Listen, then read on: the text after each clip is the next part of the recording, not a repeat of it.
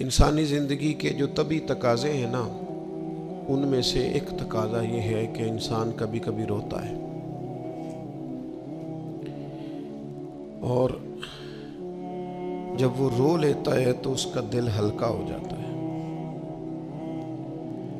اس کی طبیعت پر جو بوجھ ہوتا ہے وہ اتر جاتا ہے۔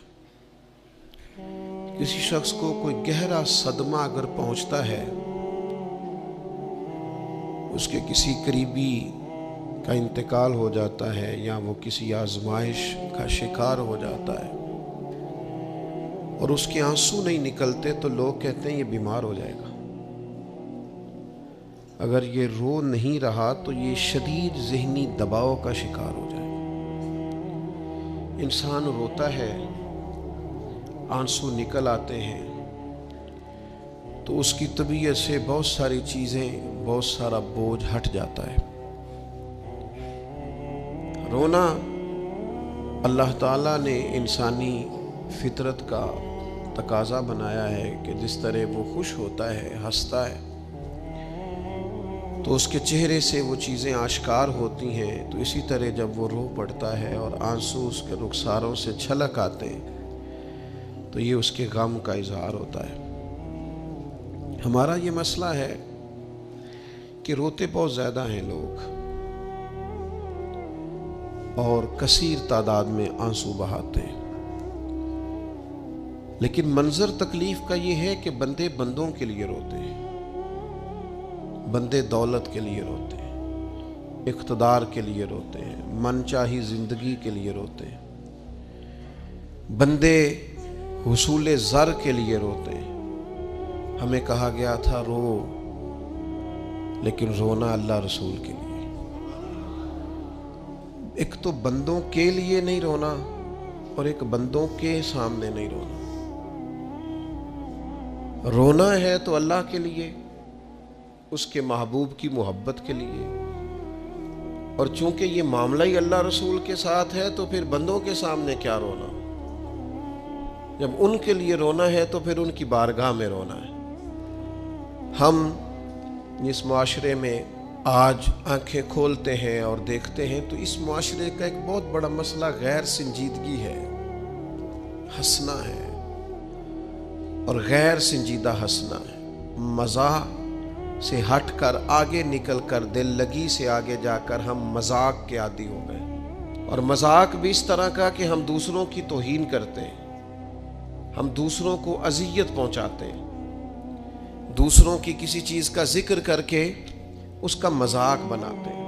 قرآن مجید سورہ توبہ میں ارشاد فرماتا ہے فَلْيَضْحَكُوا قَلِيلًا وَلْيَبْكُوا كَثِيرًا، فرمایا انہیں چاہیے تھا کہ تھوڑا ہنستے، وَلْيَبْكُوا كَثِيرًا، اور زیادہ روتے۔ چاہیے تھا کہ ہنسنا کم کرتے، رونا زیادہ کرتے، لیکن ہمارے ہاں بات بات پہ ہنسنا، مذاق بنانا، مذاق اڑانا، نتیجہ کیا ہے؟ حضور علیہ السلام نے فرمایا بہت زیادہ ہنسنا دلوں کو مردہ کرتا ہے۔ انسان روئے، اس کے آنسو نکلیں اللہ کے لیے، اس کے محبوب کی محبت کے لیے۔ نبی پاک صلی اللہ تعالیٰ علیہ وسلم نے فرمایا، بخاری شریف میں صحیح درجے کی روایت ہے، کریم فرماتے ہیں اگر تم وہ جان لیتے نا جو میں جانتا ہوں، اگر تمہیں اس کا علم ہوتا نا جس کا مجھے علم ہے، تو فرمایا تم رویا کرتے، تمہاری کیفیات اور ہو جاتی۔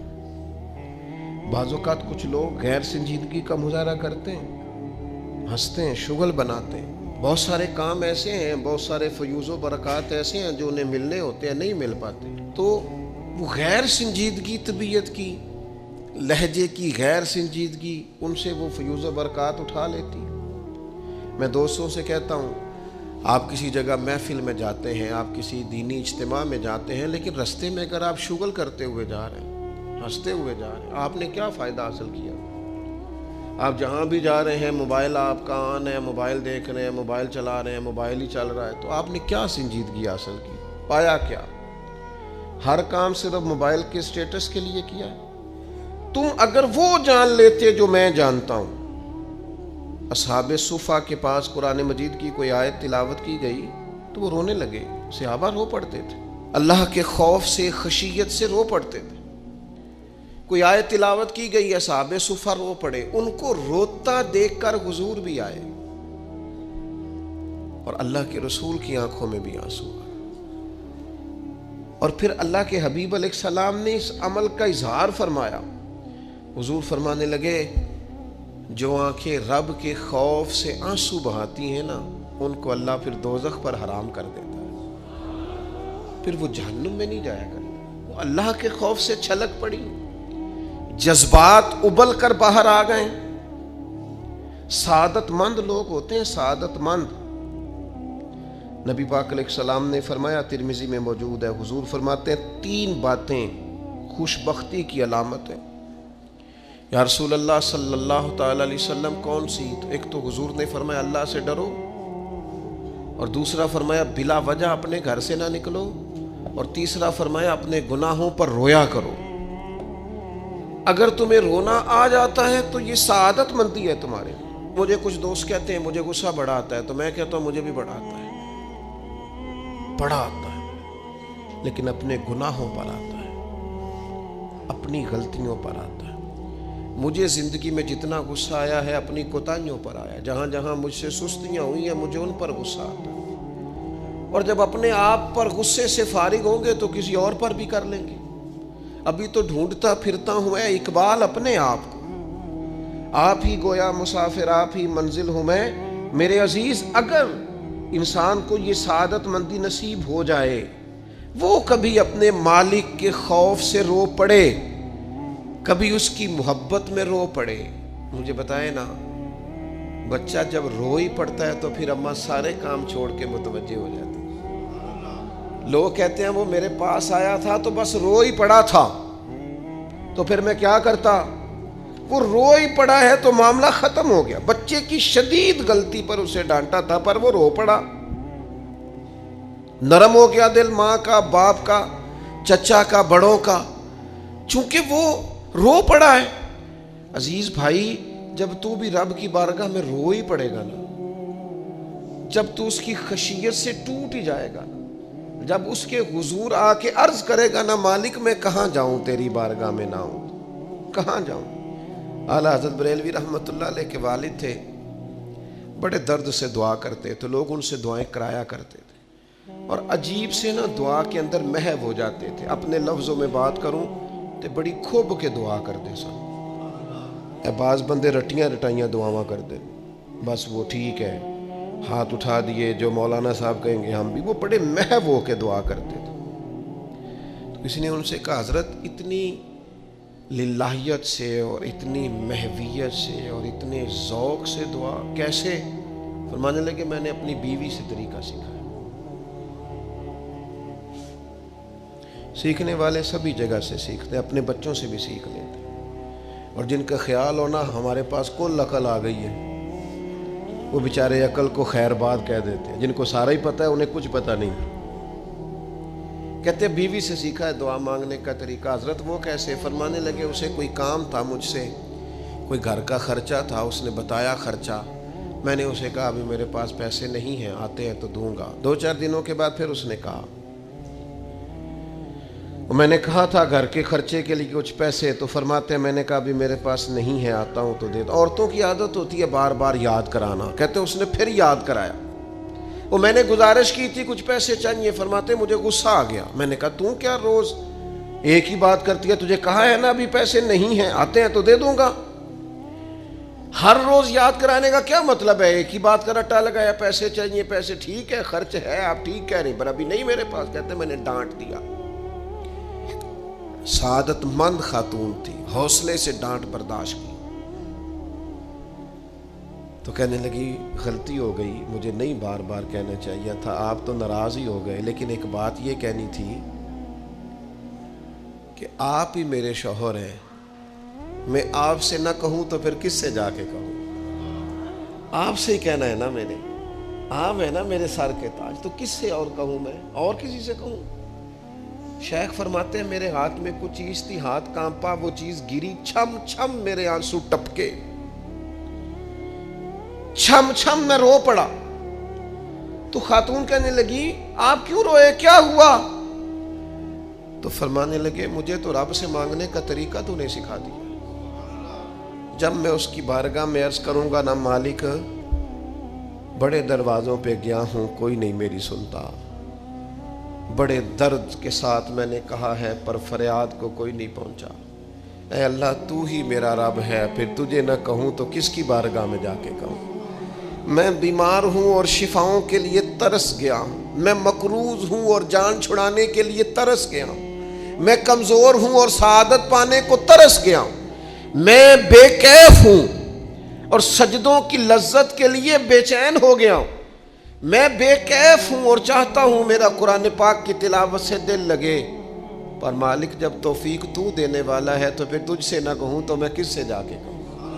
نبی پاک صلی اللہ تعالی علیہ وسلم نے فرمایا 2 آنکھیں دوزخ میں نہیں جائیں گی۔ یا رسول اللہ صلی اللہ علیہ وسلم اتنا کرم، وہ 2 آنکھیں کون سی ہیں؟ فرمایا ایک وہ جو اللہ کی راہ میں رات جاگتی رہی، کسی سرحد پر پہرا دیا، کوئی ڈیوٹی کی، کوئی خدمت کی راہ خدا میں، جو آنکھیں بیدار رہی راہ خدا میں دوزخ میں نہیں جائیں گی۔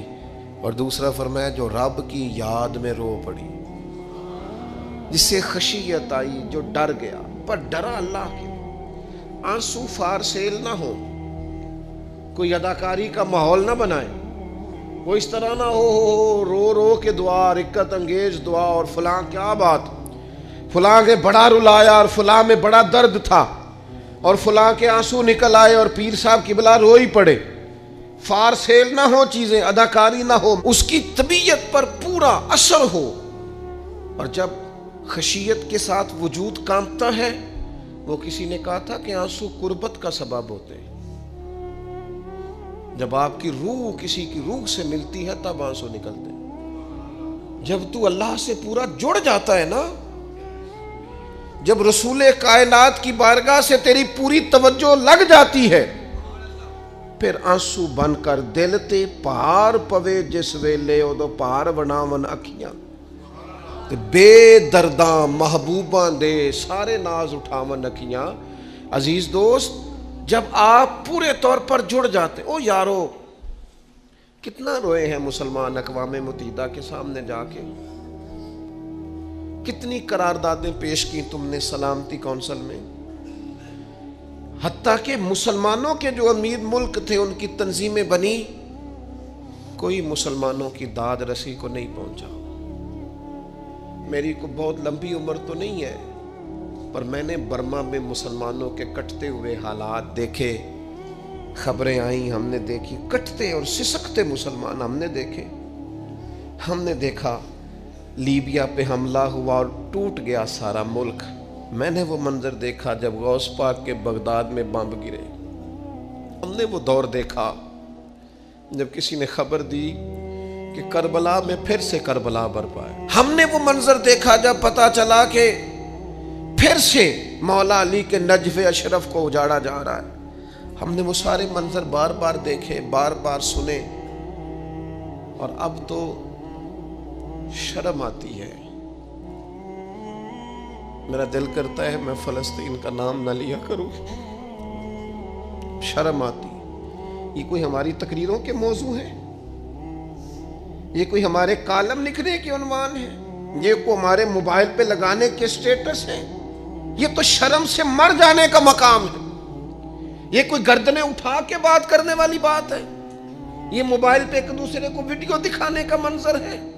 رمضانوں میں، شاموں میں اپنے اپنے بچوں کو سینوں سے لگا کے افطاریاں کرانے والوں، اور بچوں سے پوچھنے والوں کہ پتر تو کی کھانا ہے، اس سے پوچھ لے اس کی مرضی کیا ہے۔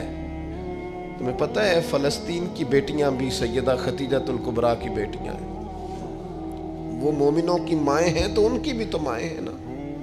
فلسطین کی بہنیں بھی صبح قیامت حضرت فاطمہ کے پلو میں پناہ لیں گی۔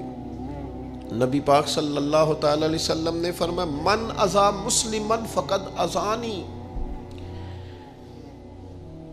میں کیسے وہ بات آپ کے دلوں تک اتاروں کہ حضور نے فرمایا جب میرے مسلمان کو تکلیف ہوتی ہے تو مجھے تکلیف ہوتی ہے، مجھے درد ہوتا ہے۔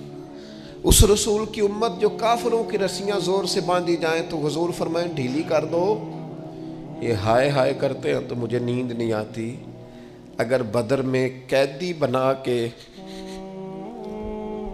لایا گیا کافر ہائے ہائے کرے تو حضور کو نیند نہیں آتی، تو مجھے بتاؤ کہ فلسطین کی بیٹیاں ہائے ہائے کرتی ہیں تو گنبد خضرا میں محبوب کو آرام ہے؟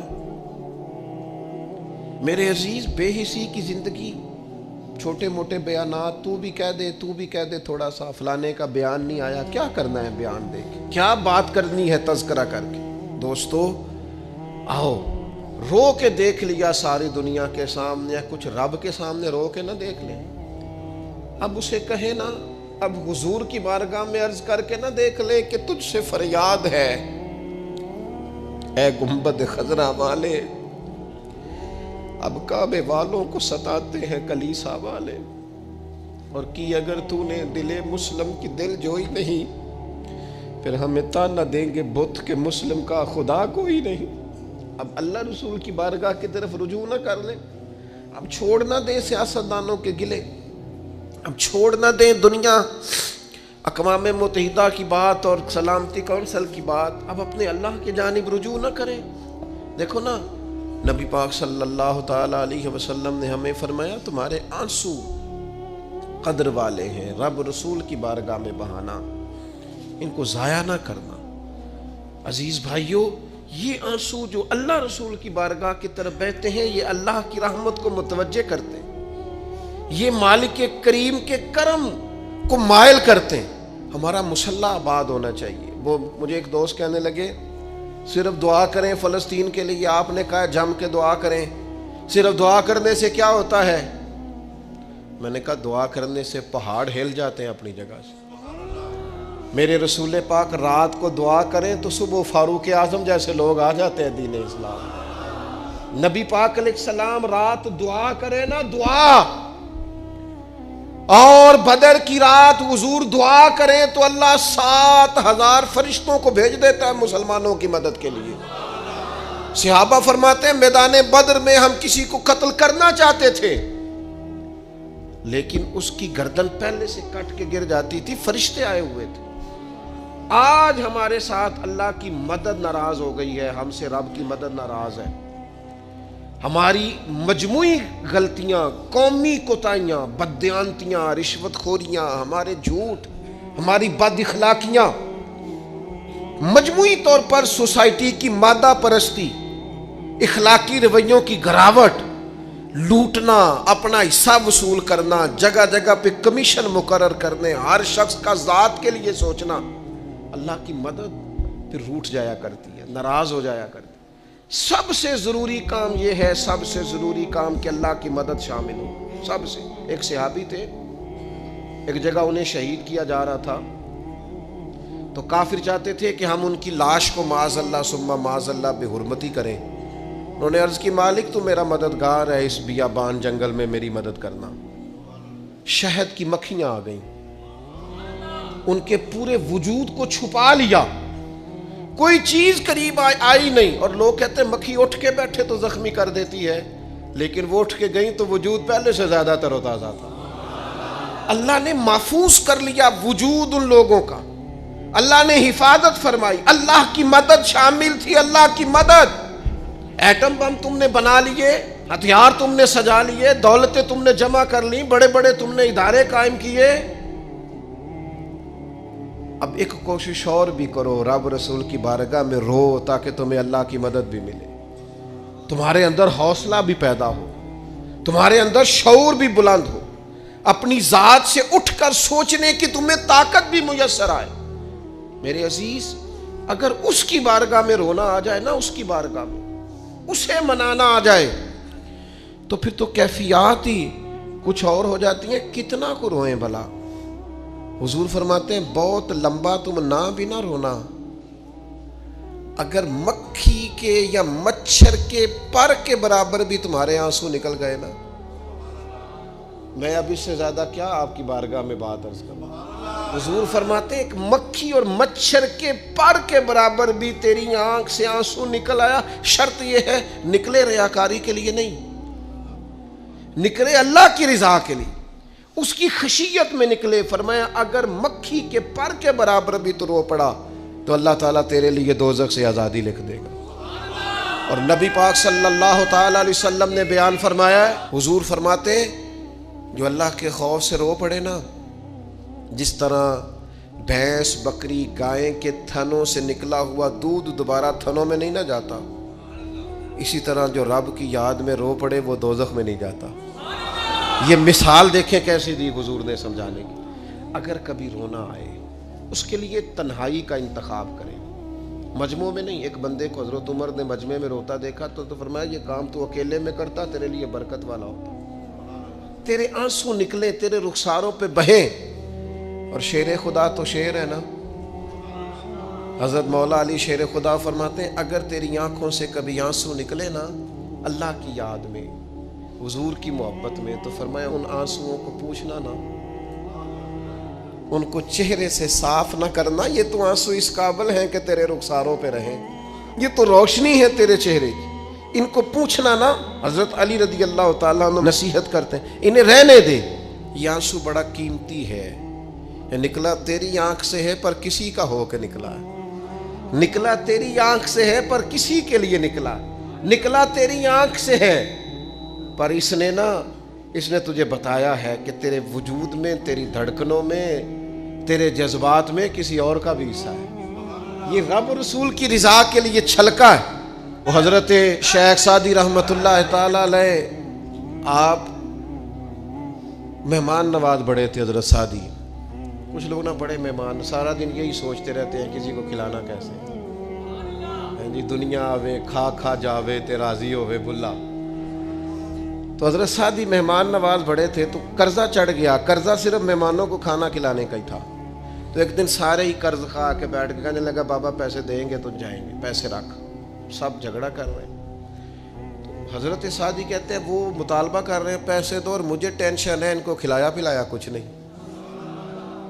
تھوڑی دیر گزری تو ایک بچہ آ گیا کچھ بیچتا بیچتا. اس نے آ کے کہا نوجوان نے کہ جناب میں مجمع دیکھتے ہیں تو بعض لوگ بیچنے والے آ جاتے ہیں، اس نے وہ چیز بیچنے کے لیے سامنے کی تو کہنے لگا لینی ہے. تو حضرت فرمانے لگے میرے مہمانوں کو دے دو کھا لیں. انہوں نے دے دی. اب وہ کہنے لگا پیسے. تو حضرت بڑے پریشان ہوئے، کہنے لگے بیٹا آپ بھی بیٹھ جائیں، یہ بھی سارے پیسے لینے ہی آئے ہیں، ان کو ملیں گے آپ کو بھی مل جائیں گے. تو وہ نوجوان رو پڑا.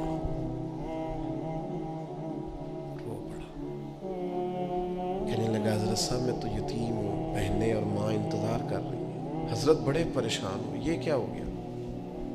فٹافٹ سوچنے لگے کہیں سے بندوبست ہو اور اس کو میں فارغ کروں. وہیں بیٹھے تھے کہ ایک عقیدت مند نذرانہ لے کے آیا. ڈھیر سارا نذرانہ پیش کیا. حضور میرا دل کرتا ہے، اور حضور کا فرمان ہے جو بن مانگے ملے وہ اللہ کی طرف سے، اسے قبول کرو جو بغیر چاہت کے آئے. تو اس نے نظر پیش کی تو وہ ڈھیر سارا نذرانہ تھا. حضرت نے جن کے پیسے دینے تھے سب کو دیے، اس کو بھی دیے، سب قرضے ادا کر کے بھی تھوڑے سے بچ گئے. تو ایک بندہ صاحب دل تھا، کہنے لگا حضرت ہم بڑے دنوں سے آ رہے تھے، پیسے نہیں مل رہے تھے، آج کیسے مل گئے. فرمانے لگے تم میں کو رونے والا کوئی نہیں تھا. ایک بھی رونے والا ہو تو باقیوں کا کام بھی. بولے سنو نا، حدیث ہے بہقی شریف میں، حضرت حیثم بن مالک رضی اللہ تعالیٰ عنہ فرماتے ہیں نبی پاک علیہ السلام خطبہ دے رہے تھے، تقریر فرما رہے تھے. حضور کی باتیں دلوں کے میل کچیل اتارتی چلی جا رہی تھی. فرماتے ایک شخص نبی پاک علیہ السلام کے سامنے بیٹھ کر حضور کی گفتگو سن رہے تھے، وہ رو پڑے. ساری گفتگو چھوڑ کے نبی پاک صلی اللہ تعالیٰ علیہ وسلم کی توجہ اس شخص کی طرف ہو گئی. ہوا کیا ہے؟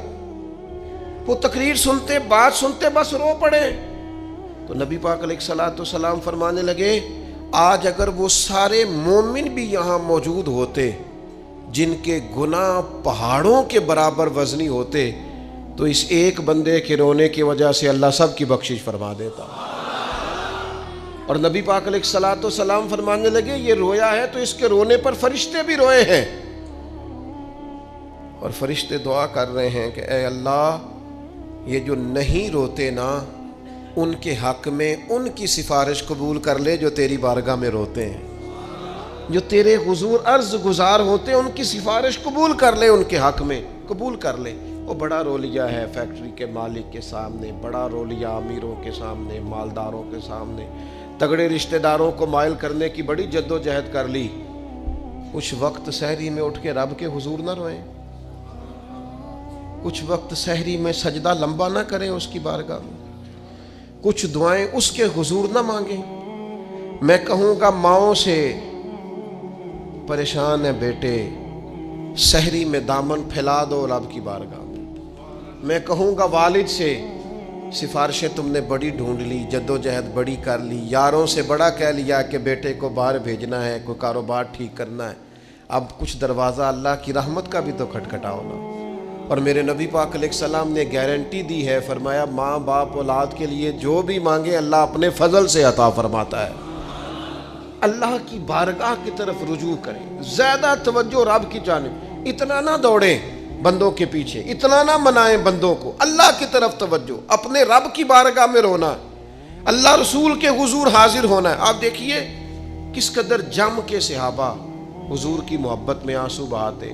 حضرت صوبان بن مالک آ کے روئی پڑے تھے نا، حضور نے خود جا کے پوچھا کیا ہوا، بتانا نہیں پڑا، بس آنسو چھلکے تو نبی کریم نے فرمایا صوبان کیا ہوا؟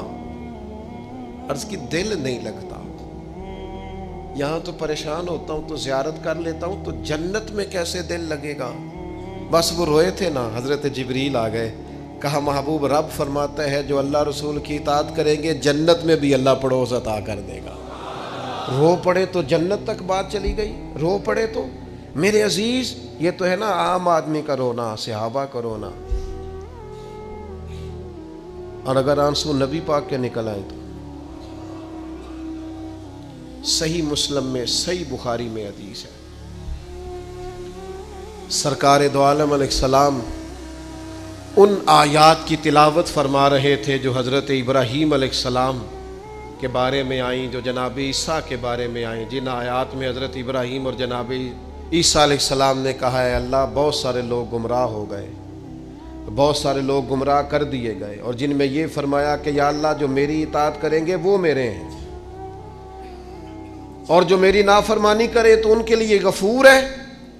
جب اپنی اپنی امت کے گناہگاروں کا تذکرہ جناب ابراہیم اور حضرت عیسیٰ علیہ السلام جو کرتے ہیں، اور قرآن مجید نے جس کا بیان کیا اس کو حضور نے پڑھا تو نبی پاک کی آنکھوں میں آنسو آ گئے۔ یہ مسلم شریف، حضور روئے۔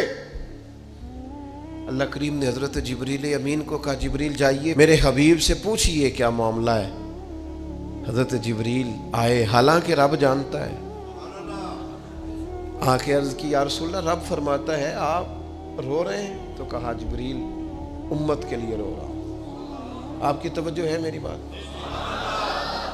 حضور امت کے لیے روتے ہیں نا، اللہ کرے امتی بھی کبھی نبی کے لیے روئے۔ کہا امت کے لیے رو رہا ہوں، تو حضرت جبریل امین علیہ السلام دوبارہ عرض گزار ہوئے مالک آپ کے حبیب امت کے لیے رو رہے ہیں، تو فرمایا میرے حبیب سے کہہ دے وَلَسَوْفَ يُؤْتِيكَ رَبُّكَ فَتَرْضَىٰ، آپ کا رب آپ کو اتنا دے گا کہ آپ اپنے رب سے راضی ہو جائیں گے۔ اللہ آپ کو راضی کر دے گا، محبوب امت کے بارے میں پریشان نہیں کرے گا۔ اپنی تنہائی کو آباد کریں، اکیلے میں اللہ اللہ کریں، تلاوت کلام مجید کا اس طرح کا ذوق ہو۔ حضرت عمر سنا کرتے تھے تو رو پڑا کرتے تھے، حضرت فاروق اعظم رضی اللہ تعالیٰ عنہ پہلی صف میں قرآن مجید کی تلاوت کر کے روتے تھے تو تیسری صف تک آپ کی ہچکیوں کی آواز جاتی تھی۔ ان لوگوں کا درد ہی سارے کا سارا کتاب و سنت سے، اللہ رسول کی بارگاہ سے ہم نے نا اپنے آپ کو کمزور کر لیا ہے، دنیا داروں کے سامنے رو رو کے، دکھ بتا بتا کے پریشان۔ وہ میرے ایک دوست ہیں، ان کی بات مجھے بڑی اچھی لگی، وہ کہتے ہیں تگڑے رشتہ دار آتے ہیں نا تو کئی دفعہ میرا معاذ اللہ جھوٹ بولنے کو دل کرتا ہے، کہتے ہیں حالات کیسے ہیں تو میرا دل کرتا ہے ان کو کہنے کو کہ تم سے بڑے اچھے ہیں، اگرچہ غریبی ہے۔ کہتے ہیں میں چڑھتا ہوں کہ بندوں کا کیا کام ہے آ کے میرے لیے پریشانی کا اظہار کریں اور کہیں کوئی حکم ہوا تو بتانا کیا مطلب ہے۔ وہ کوئی شاعر تھا نا، تو کوئی بندہ 5 روپے پھینک گیا اس کو، اس نے کہا جی آپ کو ضرورت ہوگی، تو بڑا دانشور آدمی تھا، اس نے کہا اٹھ اپنے پیسے لے جا، مجھے ضرورت ہوگی تو اللہ رسول سے مانگ لوں گا۔ اس نے کہا یہ آرزو طلب اور میں آپ سے کروں؟ تیرے جیسے بندے اب مجھے دیں گے؟ یہ آرزو طلب اور میں آپ سے کروں؟ یہ بھیک اس کو دیجئے جس کا خدا نہ ہو۔ میں رب رسول کی بارگاہ میں رو لوں گا، مجھے اللہ کی بارگاہ سے ملو۔ کتنا ملے گا؟ وَيَرْزُقْهُ مِنْ حَيْثُ لَا يَحْتَسِبُ، اتنا ملے گا کہ بندے کا گمان بھی نہیں ہوگا۔ ایک بہت بڑا سیٹھ آ گیا ایک دفعہ ہمارے بزرگوں کے پاس، بہت بڑا مالدار امیر کبیر آدمی، تو ہاتھ ڈال کے کوٹ میں کہنے لگا مدرسے کا کتنا کو خرچہ ہے؟ تو میں نے لگی آپ بات کریں۔ کہنے لگا جی میرا خیال ہے آپ سارا میرے ذمہ ہی لگا دیں، 100 200 400 روپے آپ چھوڑ دیں۔ تو فرمانے لگے آپ دیں گے پھر حساب بھی کریں گے، ہمیں وہ رب دیتا ہے جو بے حساب ہی دیتا ہے اور حساب کی رسوائی بھی نہیں ڈالتا۔ لہذا آپ کا جو انداز ہے وہ بتاتا ہے کہ آپ کے لہجے میں وہ والا انداز۔ وہ کچھ لوگ آ کے نا جی وہ کہتے ہیں جی کسی کو پیسے لگن والے نے سانو دسو اسی لا دئیے، میں کہ تسی کدھر اور ہی لا لو۔ اگر آپ کو کسی پر اعتماد ہی نہیں ہے، آپ کا لہجہ ہی کچھ اور طرح کا ہے، تو اس کا معنی کیا ہے؟ میرے عزیز، لوگ تو تھوڑا دیتے ہیں تو پریشان کرتے ہیں، اس رب کی طرف رجوع کریں جو اتنا دیتا ہے کہ بندے لے لے کے ہی تھکتے ہیں، وہ دے کے نہیں تھکتا۔ اللہ کے حضور اپنے آنسو بہائیں، کچھ وقت عبادات کے لیے رکھیں۔ آپ جتنے بھی انبیاء کے تذکرے پر، حضرت شعیب علیہ السلام بڑا ہی رویا کرتے تھے۔ اللہ کریم نے پوچھا جنت کے لیے روتے ہو کہ دوزخ کے خوف سے؟ کہا مالک میں تو تیرے لیے روتا ہوں، تیری چاہت میں روتا ہوں، تیرے لیے آنسو بہاتا ہوں۔ میرے عزیز، انبیاء ہوں، صلحاء ہوں، اتقیاء ہوں، صحابہ ہوں، اہل بیت ہوں، جم کے آنسو بہے۔ جنہیں رونا آ گیا نا انہیں منانا آ گیا، جنہیں رونا آ گیا ان پہ رحم آ گیا، جن کی آنکھیں چھلک پڑیں وہ محبوب کو پا گئے۔ شرط یہ ہے کہ تنہائی ہو، بندہ اکیلا ہو، رج روئے پر روئے اللہ رسول کے لیے، ان کی بارگاہ میں روئے۔ باہر تو نکلے تو پھر تو منہ دھو کے نکلے نا، آنسو بندوں کو نہیں دکھانے، آنسو اللہ رسول کو۔ میری آپ سے درد سے گزارش ہے، میں نے جیسے کہا نا دعائیں بڑا انقلاب برپا کرتی ہیں، ایک رات صرف میرے کہنے پر 2 رکعتیں نماز پڑھیں، پھر استغفار پڑھیں 70 بار، پھر اتنا ہی حضور کی بارگاہ میں درود و سلام عرض کریں، پھر رج کے روئیں، اللہ سے عرض کریں اللہ اس وطن کے حالات بھی بدل دیں، اللہ امت کے لیے بھی آسانی کر دیں، اللہ تعالیٰ فلسطین کے مسلمانوں کے لیے خیر فرما دے۔ ہم اگر اجتماعی طور پر اور انفرادی طور پر اپنے رب کی بارگاہ میں دعاؤں کا رشتہ مضبوط کریں گے نا تو بڑا ہی کریم ہے۔ جب اتنے سارے لوگوں کے ہاتھ اٹھتے ہیں نا، میں یہاں بھی کئی دفعہ لمبی دعا کرتا ہوں جمعے کے بعد، سوچتا یہ ہوں اتنا بڑا مجمع ہے، ہزاروں لوگ ہیں، تو ہو سکتا ہے کسی ایک نیک آدمی کی آمین سے کئیوں کا بھلا ہو جائے، کئیوں کے۔ تو جم کے دعائیں کریں، اپنا رشتہ اپنے رب سے مضبوط کریں، ہر روز رات کو اللہ کے حضور حاضر ہو کے اپنے کو حساب کے لیے پیش کریں۔ خوبیاں ہوں تو سجدہ شکر، خامیاں ہوں تو دعا اور استغفار۔ اللہ تعالی عمل کرنے اور سمجھ جانے کی توفیق عطا کرے۔ وما علینا الا البلاغ۔